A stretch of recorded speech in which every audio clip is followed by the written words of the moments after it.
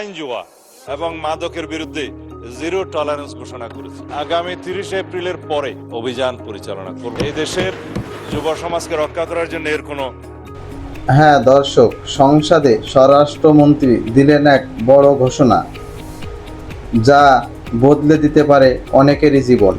আগামী 30 এপ্রিলের পর শুরু হতে যাচ্ছে দেশে বড় অভিযান, টার্গেট অনলাইন জুয়া আর মাদক।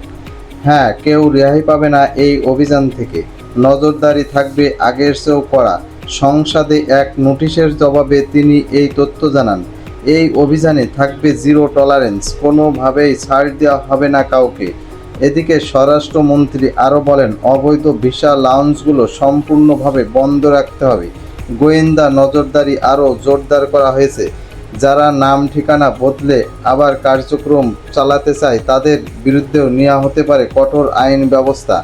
সব মিলিয়ে দেশের আইন শৃঙ্খলা রক্ষায় এটি হতে যাচ্ছে সবচেয়ে বড় এক পদক্ষেপ।